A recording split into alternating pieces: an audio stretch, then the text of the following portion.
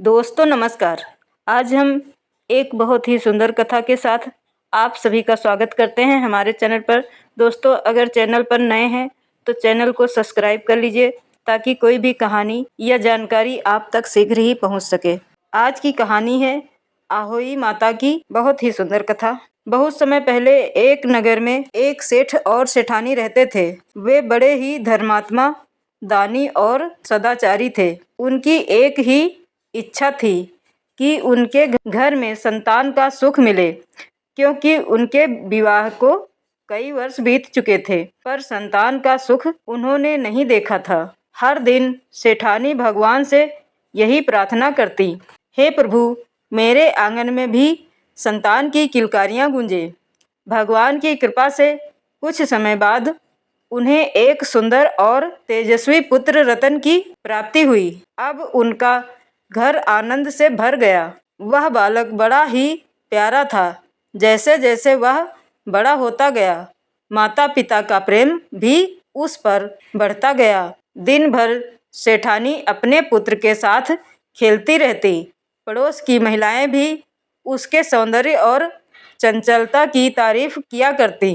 लेकिन कहते हैं ना, जिस घर में सुख आता है वहाँ कभी कभी विधाता परीक्षा भी लेता है। एक बार कार्तिक मास के कुछ दिन पहले जब दीपावली आने वाली थी, सेठानी अपने घर की दीवार सजाने और रंग रोगन करने के लिए जंगल के किनारे मिट्टी खोदने गई।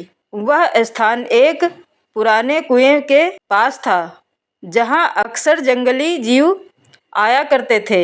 जब वह मिट्टी खोद रही थी तभी उनके फावड़े से एक छोटी सी आवाज आई। सेठानी ने तुरंत फावड़ा रोक दिया और देखा कि वहाँ एक छोटा सा शाही कांटेदार जीव था। वह घायल होकर तड़प रहा था। सेठानी बहुत डर गई। वह रो पड़ी, हे भगवान, मैंने तो जानबूझकर नहीं मारा, मेरी कोई गलती न थी, लेकिन जो होना था वह हो चुका था। वह शाही वही मर गया। घर लौटकर भी सेठानी का मन शांत नहीं हुआ। उन्हें लग रहा था जैसे कोई अनिष्ट होने वाला है। कुछ ही महीनों बाद उनका पुत्र बीमार पड़ गया और अचानक उसकी मृत्यु हो गई। सेठानी के जीवन का सारा सुख जैसे एक झटके में समाप्त हो गया हो। वह दिन रात रोती रहती, खाना पीना छोड़ दिया।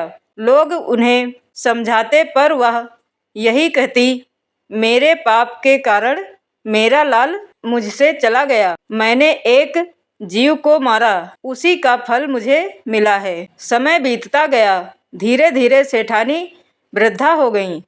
उनके मन में हमेशा यह पश्चाताप बना रहा कि उन्होंने अनजाने में एक जीव की हत्या कर दी थी। एक दिन कार्तिक मास की अष्टमी के अवसर पर पड़ोस की महिलाएं आहोई माता का व्रत करने लगीं। उन्होंने दीवार पर शाही और 7 पुत्रों के साथ आहोई माता की आकृति बनाई। सेठानी ने पूछा, बहन, यह व्रत किसके लिए किया जाता है? एक महिला ने कहा, यह आहोई अष्टमी का व्रत है। इसे संतान की दीर्घ आयु और सुख के लिए किया जाता है। जो स्त्री सच्चे मन से यह व्रत करती है उसकी सारी मनोकामनाएं पूर्ण होती हैं और उसके सभी पाप धुल जाते हैं। सेठानी को यह सुनकर लगा कि शायद यही व्रत उसके पाप को दूर कर सकता है। उन्होंने भी उसी दिन संकल्प लिया, मैं भी आहोई माता का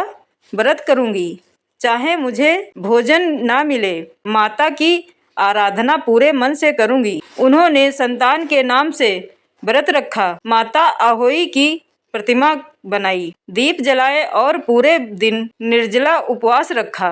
रात को तारे निकलने पर आहोई माता की पूजा की।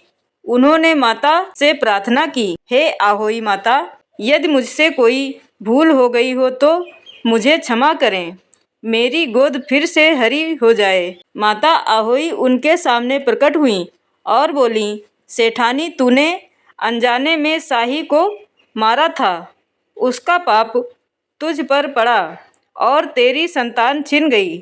परंतु अब तूने सच्चे मन से मेरा व्रत किया है, इसलिए तेरे सारे पाप धुल गए। तू फिर से मातृत्व का सुख पाएगी। माता के वचनों से सेठानी के हृदय में एक नया उत्साह जाग गया। कुछ समय बाद माता की कृपा से उसके घर एक सुंदर पुत्र का जन्म हुआ। सेठानी ने आहोई माता के प्रति कृतज्ञता प्रकट की और हर वर्ष आहोई अष्टमी का व्रत बड़े श्रद्धा भाव से करने लगी। धीरे धीरे इस व्रत की महिमा पूरे नगर में फैल गई। सभी स्त्रियां आहोई माता की पूजा करने लगीं। माना जाने लगा कि जो महिला यह व्रत करती है उसके बच्चे लंबी उम्र तक जीवित रहते हैं और घर में सदैव सुख समृद्धि बनी रहती है। कार्तिक मास की कृष्ण पक्ष की अष्टमी को यह व्रत किया जाता है।